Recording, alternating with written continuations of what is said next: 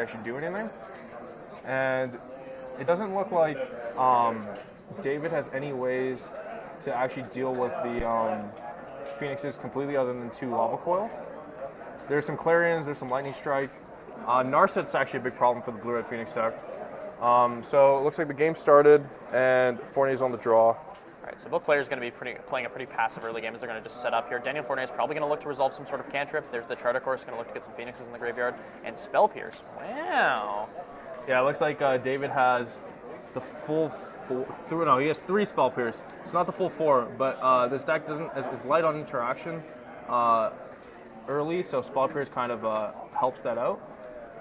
You also get some pretty good turns with Mox Amber and a 3-mana Planeswalker holding up Spell Pierce. Oh yeah, this deck plays Mox Amber. And there we go. Here we go.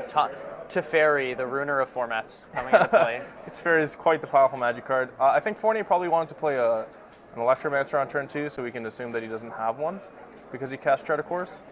It looks like his hand has 2 Phoenixes and some cantrips, so he's going to be trying to find ways to get them into the graveyard and cast 3 spells in 1 turn. Radical idea, looking for a land, Mountain, Shock, I guess? Yeah, Shock of the Teferi.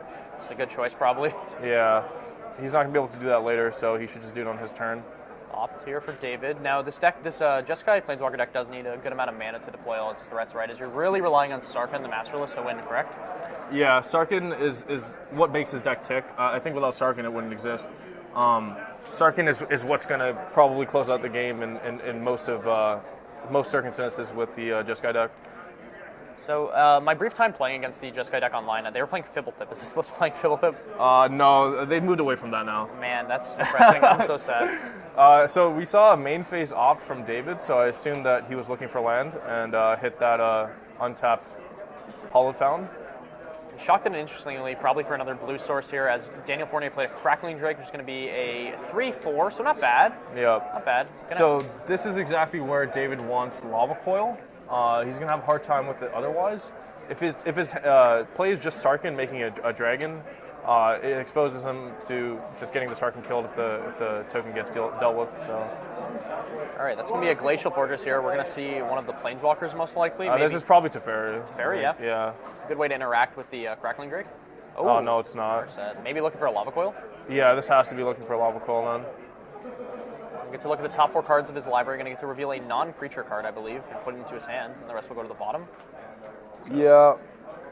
I had a feeling it might be Teferi just as a way to offset this Crackling Drake for a while, but bouncing it would have been pretty... It's not a very effective way to deal with it because, I mean, you just get to draw a card again. So Narset looking for Lava Coil makes sense. And good thing he didn't, because Daniel would have just played a Phoenix and punished him anyway for it. That's true. Yeah, so... So yeah, it looks like this Narset's going to go down. Revealing Spell Pierce is kind of awkward because now Fournier knows about it. The jig is up. Yeah. So this looks like a pretty effective turn. I assume the Crackling Drake is attacking the Narset and the Arclight is at David. Okay. Or maybe both at them. Then, maybe both. Players aren't adjusting totals, so... That's true. It might be correct, I guess, because Fournier doesn't actually know what is in David's deck. We know that there's no way for David to actually kill the Crackling Drake in that spot, but I think Fournier wouldn't know. I think it's a little interesting to send them both there. Maybe like he could be playing around like... I can't think of it. I guess David could double shock the Crackling Drake, but then... Or seal away if people play that card still in this format. I don't believe so, but I mean, it's minor. You just want to make sure that the Narset's dead, I guess. Sarkhan the Masterless going to tick down, make a 4/4 Flying Dragon. That's going to be a little bit of a wall here. Yeah, Fournier should have a good number of Lava Coil. Looks like 3. So, I mean, there's a good chance he has one. He hasn't had a target for Lava Coil yet, and he's seen quite a few cards. I wouldn't be surprised if this is just Lava Coil here. Nope. Tormenting Voice discarding that Phoenix. If you look at Daniel Fournier's hand, doesn't look to be any lands, but all juice in that caboose. So.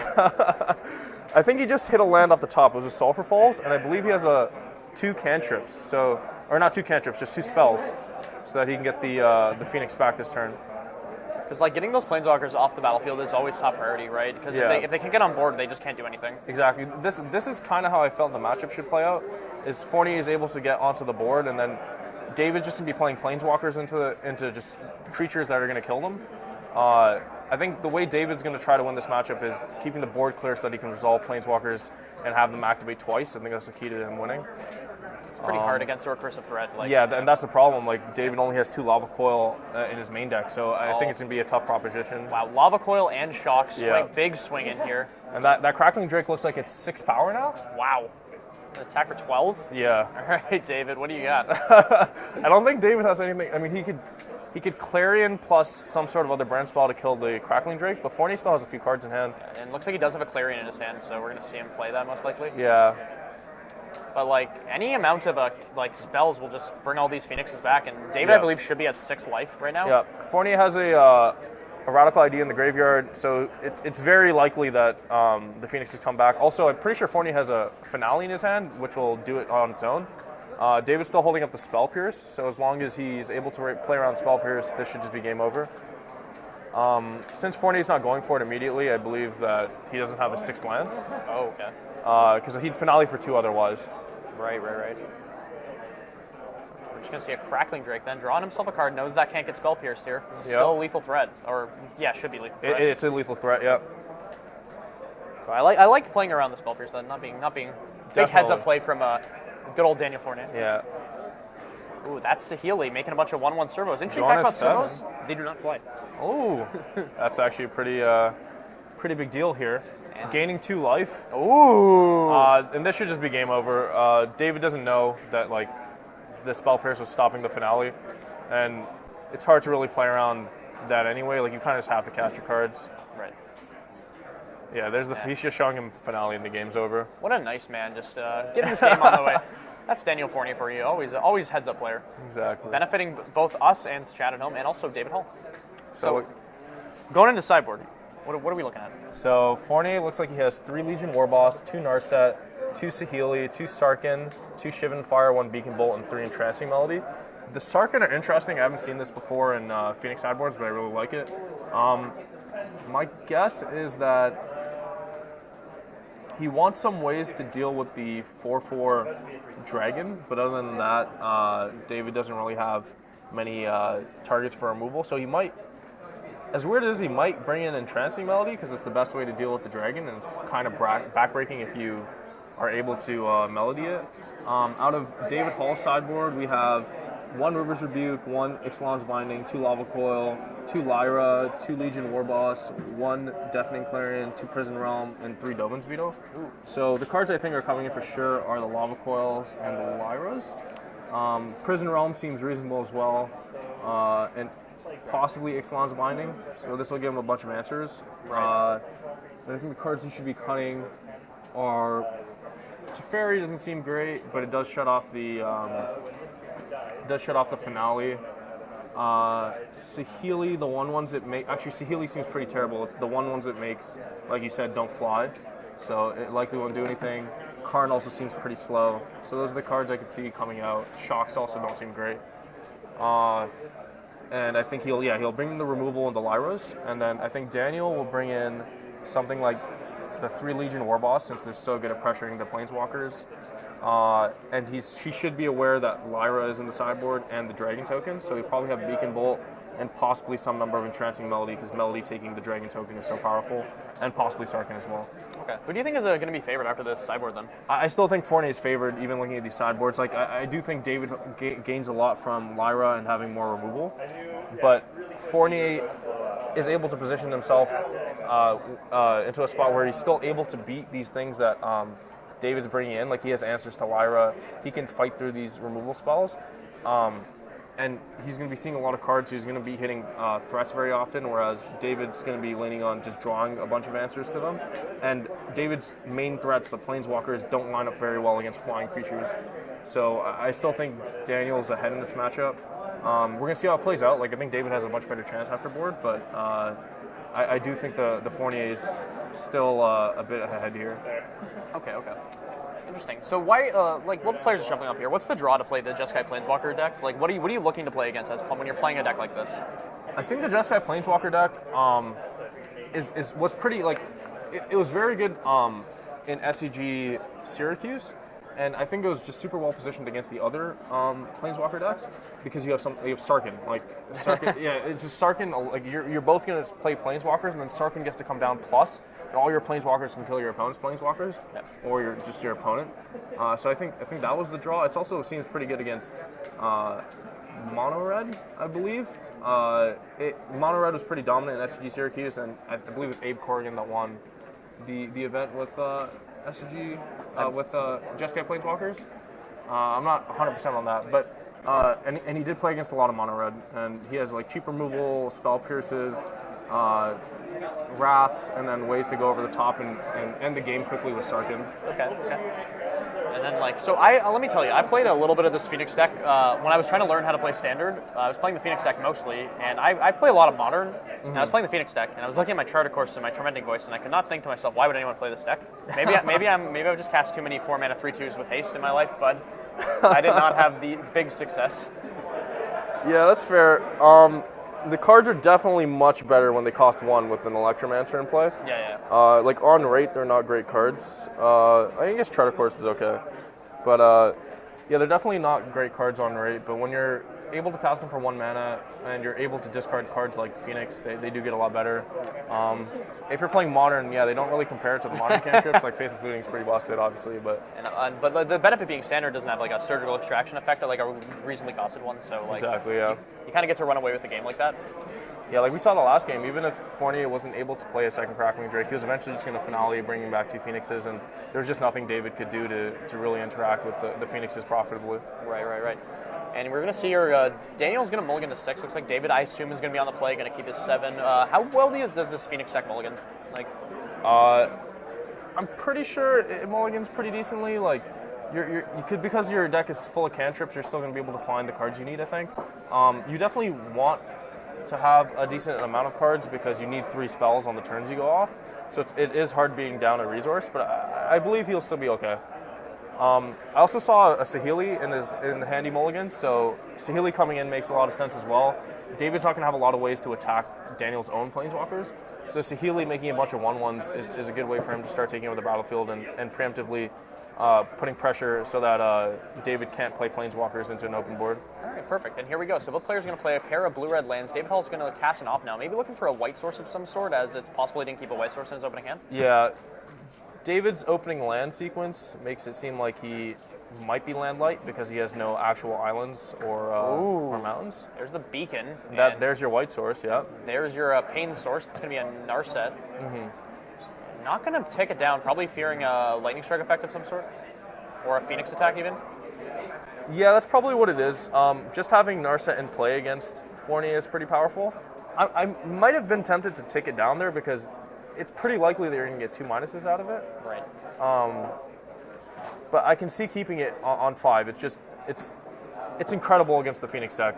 They just can't draw cards, and that's what half their cards do. Right. If this Drake gets dealt with, it's going to be pretty tough unless Fournier has an actual Phoenix, like you were saying. I believe he does have a Phoenix in his hand. We're going to see David grab a Teferi here, and he looks like he's probably going to maybe think to bounce that. Yeah, I would assume that's the play here. He's going to gain 2 life from those beacons? Yeah. Oh, baby. Tell me more. So it's pretty unlikely that David has a shock here, I think. Like, that's the only thing that would punish Fournier for playing Phoenix here. So I would just jam the Phoenix and attack the Narset. Yep. And that's what he's going to do. Heads up play right there. Yeah. Big swing in. Yeah, like you said, Narset's pretty much like this attackable enchantment that basically says they cannot do anything. So that makes sense. And this is why I think I would have minus the Narset immediately. Because Fournier was only going to be on 3 mana the next turn, and the decks usually don't play many lightning strikes. Like, it looks like Fournier has none. He could have got 2 cards out of it, but I also understand keeping it higher. Okay, and we're going to see a swing in just to make sure we get the Sark and the Masterless off, who down-tick to make a dragon, because like you said, that dragon is quite annoying against the Phoenix deck. Being an X4 is pretty good against these Phoenixes. Fournier, like, correctly identifying that he needs to get the Sarkin off the battlefield and throwing away Phoenix to do so. And bam, just a pair of Teferi. Look at this deck, just haymakers after haymakers. This deck doesn't know how to throw jabs, it only throws uppercuts. So you're going to play another big boy, tick up, going to draw a card, going to untap some lands on the end step. So this is the situation I was thinking about when I was talking about possibly bringing in the Entrancing Melodies. Imagine, like, casting Melody on this dragon. Right. That swing is absolutely huge. Like, you get to attack the 3 mana Teferi, have your own 4/4, and then your opponent has a Teferi on 5 that's now looking at 7 power in the air. it is pretty narrow because that's the only situation that it's going to come up in. But so we'll see if he actually has it or not.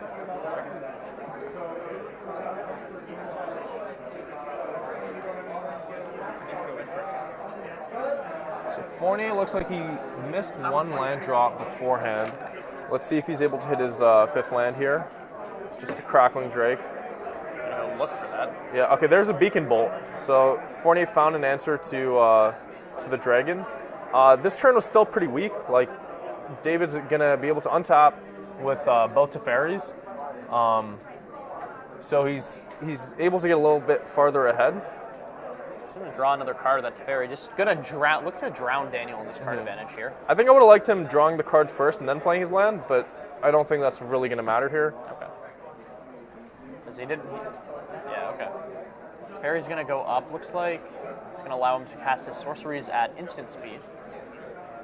So Teferi going up means that David thinks that there's a reasonable shot that Teferi is going to stay in play. Okay. I think if I thought my Teferi was in danger, I would have just activated it. Right. And to bounce the Phoenix.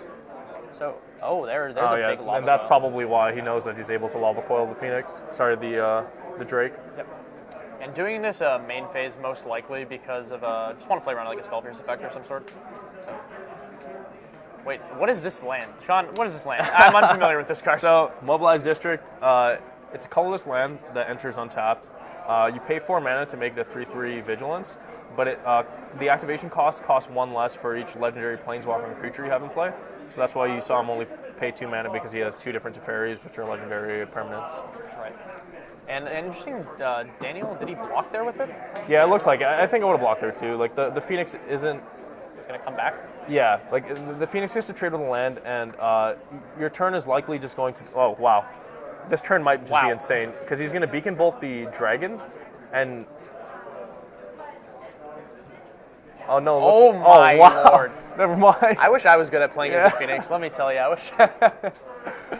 Man, this is why Daniel Fournier is the best Magic player in the world. Looks like he doesn't need to... Yeah, Beacon Bolting wouldn't let him cast 3 spells, so this is just better. Yeah, the full play set. I don't think I've ever seen anyone do this in Standard. This is pretty ridiculous. Yeah. Like in the top, 20 cards of your library on a mulligan to 6? Yeah, this is quite incredible. I wish my brain was as large as Fournier's. Oh, man. So I assume 3 are going to go at the big Teferi, and 1 is going to go at the little Teferi, unless he's playing around a removal spell, which looks like he is. Yeah, and that's reasonable. Jeez. Yeah, I can't imagine. I feel bad for poor David Hall's mental. Probably just went boom after that one. Jeez Louise, that's a big swing. And the worst part is, you can't even answer them, cleanly without, an big exile effect, because they're just going to come back. Yeah. I guess it doesn't actually make sense to attack 3 and 1. You should just attack all 4 at the Teferi there, because if he doesn't have a removal spell, just block the one on little Teferi. Right. So it's the same outcome. So you just might as well play around a removal spell. Right. Okay, so this is what I was saying before is, he cleared 3 Phoenixes with 1 card, but it's very likely they're just going to come back. Exactly.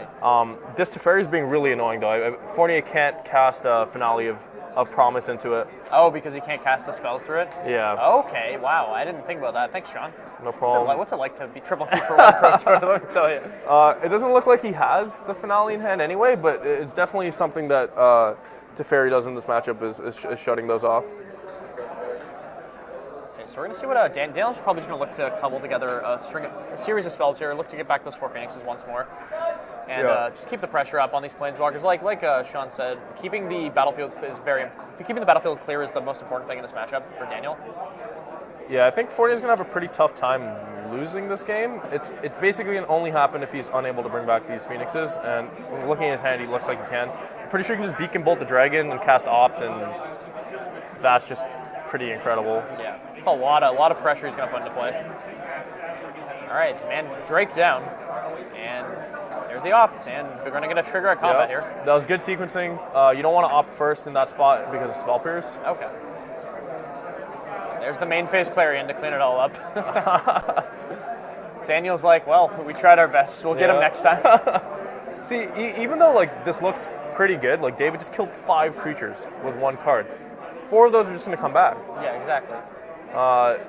There's no permanent solution to these Phoenixes right now. Yeah. Okay, well, Narset is very good here, I think. Narset's one of the ways to lock out Fournier from casting 3 spells in one turn. I'm going to down tick. What are you looking for dave here? You're looking for like a lava coil effect? You're looking for... I see a Lyros in that I think pile. I'm looking for probably just Sarkhan, honestly. Even though there's a Beacon Bolt in the graveyard, I think Sarkhan just coming into play and plussing, attacking for 8, and then the next turn plussing and attacking for 12 is just game. Right. And I think you want to end it before Fournier can bring back these 4 Phoenixes. I highly doubt that David's going to be able to beat the third recursion, because I believe he only has 2. Let me get the deck list up 2 real quick. Clarions between main and side. It looks like he has 3. So he's going to have to find his third if Fournier is able to bring back the Phoenixes one more time. And Fournier with his own anime Narset here. Now, I'm not the biggest anime lover here, Sean. What's better, anime or non-anime? I'd have to say anime. Okay. Yeah, this Narset is waifu, you know? Okay, so it looks like Teferi had minused. Yeah, it bounced the Mox Amber, then he replayed it. I see.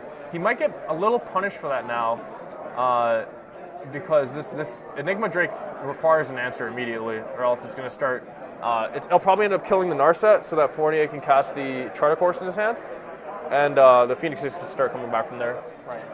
Gonna find an opt here. Probably still just looking for that Sarkhan effect. Maybe looking for a Lyra. He did put a Lyra at the bottom of his library from the last Narset down tick. The problem here is that he can't even opt because of the Narset. Oh, he's gonna grab the Enigma Drake. Yeah. See if he runs the opt face first into it. I mean, I've definitely done this before. I've done it, dude. I've done it as well. I literally missed 2 Planeswalker passives on stream at SCG. Oh, perfect. I attacked X1s into Sarkhan. Yeah. And then Sarkhan triggered and killed them. And then I tried to draw a card with 3 mana Teferi into a Narset. Hey, So, that's pretty good. Yeah. Yeah. A lot of tight plays. A lot of only the best here from triple queuing Big Championship qualifier. Of course. Honestly, if I'm Fournier, I might just cast 3 spells into this Narset, even though I won't draw any cards. Yeah, like the only way he reasonably gets punished here is like a Deafening Clarion effect. Because then Fournier runs out of cards like handily. And David's already cast 2, so it's pretty unlikely for him to have a third. Yeah, it looks like he has a Charter Course, an Enigma Drake, the other Narset he just revealed. Yeah, so he'll probably go Enigma Drake and Narset this turn, I would assume. There's the Enigma Drake, Okay, and just passing the turn. Maybe getting a little greedy with his Narset, wants to get full value. Doesn't want to take the waifu off the table yet. Notice how he revealed a non-waifu Narset. So true. I guess David is forced to deal with this Narset on Daniel's side. So I think Fournier is just making David deal with it so that David can start casting his ops, and then Fournier can just play another Narset, and then David's gonna be forced to deal with that one as well. was David tapped to Ixalan's Binding? There we go. That's a good answer. It's gonna make a servo. He had to have drawn the Ixalan's Binding this turn, I guess, if he didn't use it on the Enigma Drake last time. Yep. That's not necessarily true though. It's more likely, probably. Maybe he's Yeah. saving it for like a Crackling Drake, I guess. Yeah, that's the thing. He could have been saving it. Ixalan's Binding on the Narset would have been interesting as well, because Fournier has another Narset in hand that he revealed. But I mean, this Enigma Drake is a big problem, so I think I agree with killing it. So we're gonna see what Daniel can cobble together here. Looks like David Hall doing what the deck is doing, playing a bunch of Planeswalkers. Daniel's gonna be forced to play the Narset. Yep. Gonna put that. I was gonna say, if I was Fournier, I would have just put the one he just played in the graveyard and kept the anime one in play. That's probably correct. Yeah. Yeah, this is why Daniel Fournier Yeah. isn't winning this game currently. Exactly. Doesn't have the heads up Rare plays. misplay by Fournier. And there we go. We're gonna see an Electromancer. Daniel not content to cast this Charter Course into the Narset. We're finally gonna see that off cast. Yep. This actually makes sense. You know, you can draw 1 card on your opponent's turn and 1 card on your turn. Right. Making 2 1/1s. If David's able to kill this Goblin Electromancer, he has to kill the Goblin Electromancer. Then he'll be able to attack the Narset for 2, which gives Fournier 1 less activation, which I think is actually pretty important. Okay, looks like David forgot to draw the card there, thinking about the Narset, but not realizing that he could draw the card still on his opponent's turn. So it looks like he just scryed, and then Daniel Fournier correctly pointed it out, like the good player he is, good gentleman he is, rather. Yeah. Gonna point out, opponent, you can draw a card. Yeah, so I believe Fournier has 2 spells in hand now. He has a Charter Course and something else. And I think if he finds another spell off this Narset, he's going to just cast 3 spells into his opponent's Narset and get these Phoenixes back. And I think he should be in a winning position from there, even though he draws no cards off his cantrips. Like the only card that like he reasonably loses to in that scenario is like a Lyra effect or something. Yeah. Like he only has 1 clear in, like you said. And he has a Beacon Bolt in his graveyard, so he can still beat the Lyra. Right.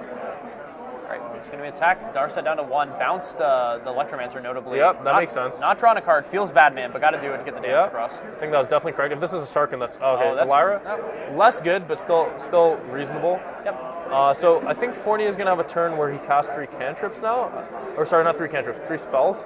Like I think what ends up happening here is he casts Beacon Bolt on the Lyra, and then he casts 2 cantrips into his opponent's Narset, and then brings back 4 Phoenixes and kills all his opponent's Planeswalkers. Wow. Yeah. Let's see if that happens. That'd be exciting. I think that's what happens here. I think he has the mana for it, and I think he has the cards for it in hand. Daniel's just trying to see if he can do it. Yeah, I think that's the line. I think that's just what he's going to do. I think he's just figuring out which cantrips he wants to cast, like which cards he wants to throw away, essentially. Yep. Yeah, because he does have that double Charter Course, and then the Beacon Bolt in the graveyard. Yep. I believe it's double Charter Course. It looks like he has a Tormenting Voice that he's thinking about casting. And we know he has the Electromancer to discount everything, so. And I don't think David has any cards in hand, right? So he just, Fournier knows he's just free to do all of this, so he can sequence however he wants.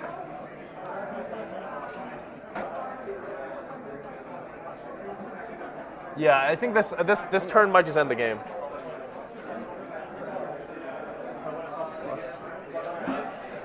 So look at him doing the math, running the numbers. Yeah. You can see the algebra floating in front of his face if you look really closely. Yeah. If I'm David right now, I'm just dreading these Phoenixes coming back because Fournier's doing the math. I think you have to assume it's going to happen. I think Fournier was just deciding if he wants to play the Electromancer or not, or maybe just discard it to one of his either Beacon Bolt or Tormenting Voice. Right.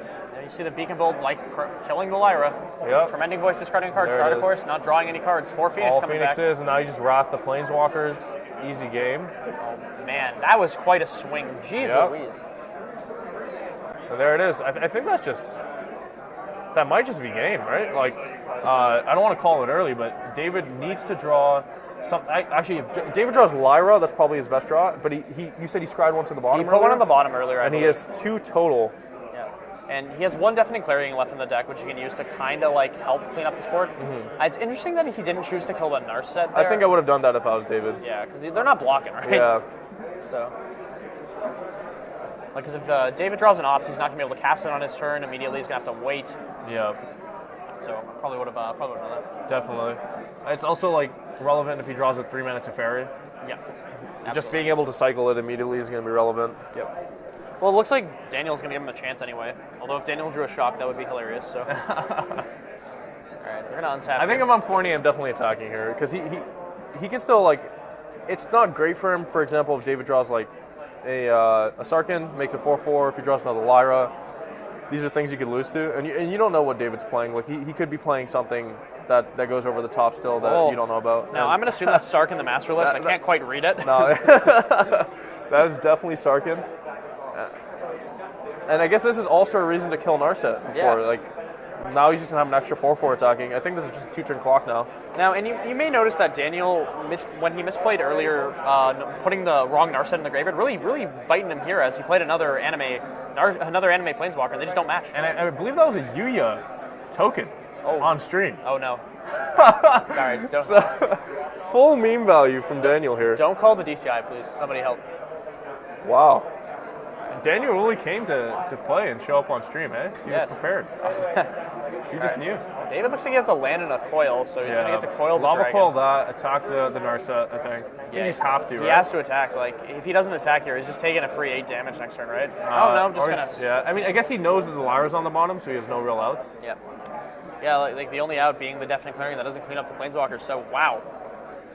Yeah. Daniel Fournier taking care of business here in convincing fashion, 2-0 over David Hall.